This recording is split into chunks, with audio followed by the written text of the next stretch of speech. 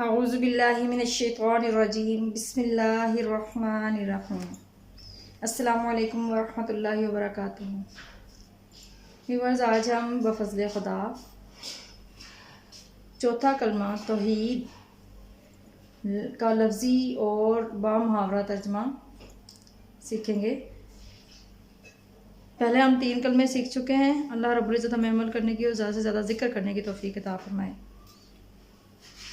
شروع کرنے سے پہلے میں یہ ضرور کہوں گی کہ زیادہ سے زیادہ اس ویڈیو کو شیئر ضرور کریں اگر آپ کو میری یہ کوشش اچھی لگے، تاکہ زیادہ سے زیادہ ہم دوسروں تک یہ مقدس چیزیں جو ہیں پہنچا سکیں اور دنیا اور آخرت میں نیکیاں جو ہیں وہ ہم کما سکیں۔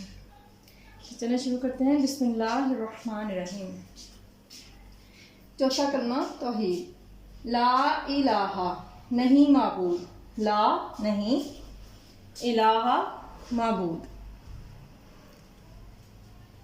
اللہ سوائے، اللہ اللہ کے، وحدہ وہ اکیلا ہے، یکتا ہے، لا شریکہ نہیں شریک، لہو اس کا، لاہ الملک اسی کے لیے بادشاہت ہے، لاہو اسی کے لیے، ملک بادشاہت ہے، وا اور لاہو اسی کے لیے، الحمد ساری تعریفیں ہیں، یحیی وہ زندہ کرتا ہے، ویمیت اور وہی مارتا ہے، وہوا اور وہ، حی زندہ ہے، لا یموت نہ موت آئے گی، ابداً ہمیشہ، ابداً ہمیشہ یا کبھی بھی، وہ زندہ ہے اور اسے کبھی بھی موت نہ آئے گی۔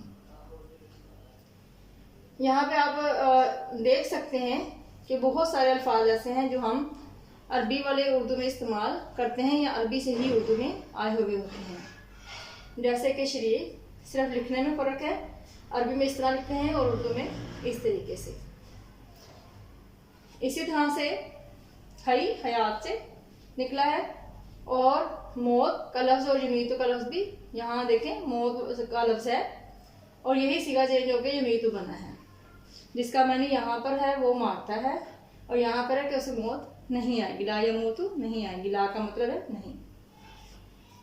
ذوالجلالی بڑے جلال والا ہے، والاکرامی اور بزرگی والا ہے، بیدی بی ساتھ، یدی ہاتھ میں، ہی اس کے یعنی اس کے ہاتھ میں، اس کے ہاتھ کے ساتھ ہی، خیر ساری بھلائی ہے، یعنی اللہ کے ہاتھ کے ساتھ ہی ساری بھلائی ہے، یعنی اللہ ہی کے پاس ساری بھلائی ہے، یا ساری بھلائیوں کا مالک اللہ تعالیٰ ہی ہے، وہوا اور وہ، اللہ پر، کلی ہر، شیئن چیز، قدیر قادر ہے، اور وہ ہر چیز پر قادر ہے۔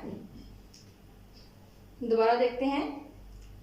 لا الہ الا اللہ وحدہ لا شریک لہ، لہ الملک ولہ الحمد یحیی ویمیت وہو حی لا یموت ابدا ابدا۔